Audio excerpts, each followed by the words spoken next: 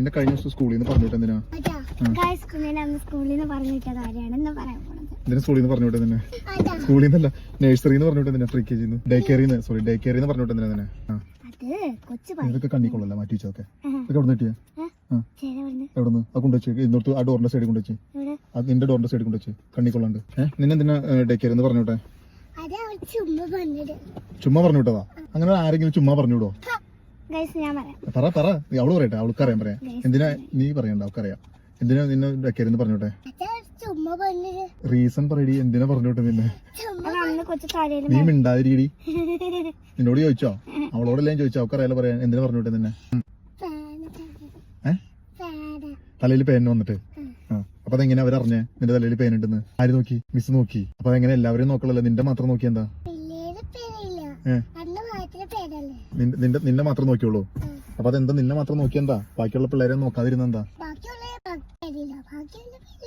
നിന്റെ തലയിൽ എങ്ങനെ പേൻ വന്നേ? നല്ലോണം ഈരാത്തോണ്ടാ? പേൻ വരണത് എവിടെന്നാ? എവിടെന്നാ പേൻ വന്നേ? എടി എവിടെന്നെങ്കിലും പുറത്തുനിന്ന് വരണ്ടേ? അത് എവിടെന്നാ വന്നേ? നീ പറഞ്ഞേരണ്ട, അവക്കറിയാൻ പറയാ. എവിടെന്ന് വന്നേ പേൻ? എതിക്കോടെ?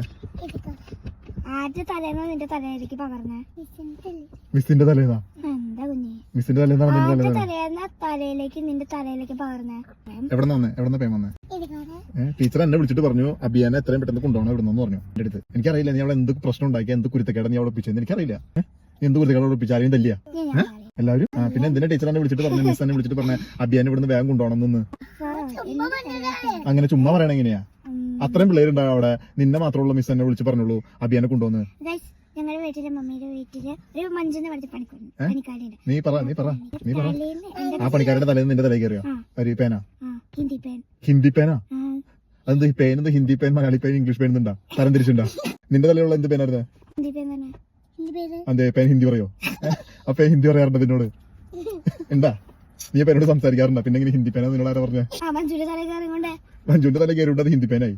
അപ്പൊ നിന്റെ തലയിൽ കയറുമ്പോ ശരിക്കും നീ മലയാളിയല്ല, അപ്പൊ മലയാളി പേനാ ഉണ്ടേ? മര്യാദക്ക് കുഞ്ചൊടിച്ച് താഴ്പോണ്ട്.